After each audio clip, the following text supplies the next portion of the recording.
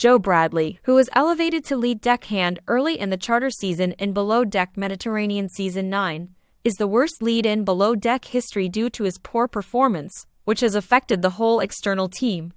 Many of the crew members have given some dubious acts throughout Below Deck Mediterranean Season 9. Bosun Ian McLean made several crucial errors early on and appears to have recovered, but Chef Jonathan Shillingford has suffered so hard this season that some have accused him of staging his bad performance. Joe, the lead deckhand, has been an anomaly. Although there have been some subpar performances by the Mustique crew, Joe's problems have been building gradually throughout the season. Joe's yachting expertise first took him to the position of lead deckhand, a position Ian elevated him to after the first charter. However, it soon became apparent that Joe wasn't prepared for the responsibilities of the position. While on Mustique, Joe made mistakes throughout the charter season because he was more preoccupied with his relationships with Stu's Ellie Dubach, Bry Muller, and most recently, Carrie O'Neill. Due to his focus on his personal attachments, Joe has been performing the lowest among the deck team members. Despite Joe's early designation as lead deckhand during the charter season, Bosun Ian erred in selecting Joe as his second-in-command without Captain Sandy Yawn's approval. Usually, the department leads get to select the person they want to serve as second-in-command. Chief Stu Aesha Scott selected Ellie for the interior team, and Ian selected Joe for the exterior crew. Although Ellie and Joe were both honorable options, Captain Sandy supported Aesha's choice and learned of Ian's only after it was too late.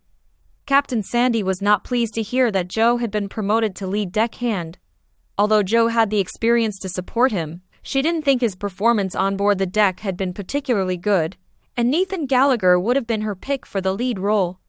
Ian expressed regret, but he couldn't change his choice after Joe was selected.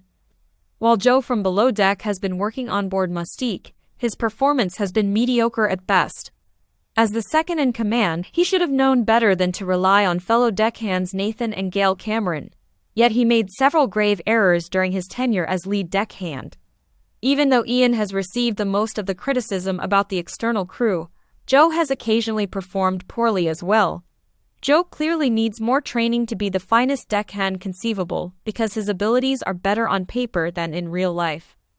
Joe called Gail a princess and treated her like a lower-ranked team member than she is on the most recent episode of Below Deck Mediterranean, which infuriated the rest of the external crew.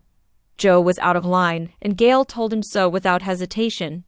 Nathan, who has been having a boatmance with Gail this season, was displeased with the way he was being singled out and held responsible for Joe's first criticism of Gail's work. Joe from Below Deck Mediterranean is causing annoyance to his entire staff. Not surprisingly, Captain Sandy Yawn usually seems to be aware of practically everything that occurs on her vessel. That being said, she's frequently able to offer some insight into the dynamics at work, such as informing newly hired stewardess Carrie O'Neill that she thinks she and Joe Bradley are developing a romantic relationship. Carrie disclosed that the captain had spoken something about her connection with Joe at an unseen moment during an episode of the Below Deck Mediterranean after show that aired on Season 9, Episode 15. Captain Sandy may have approached me at some time and said something like, "I hear there's a new romance." I was standing there, and so were Nathan Gallagher and Gail Cameron, and I was thinking, who? And as they were staring at me, I thought, oh my God, do these morons think that me and Joe? He enjoys flirting. Carrie said that she had been told about Joe by a few other yachties.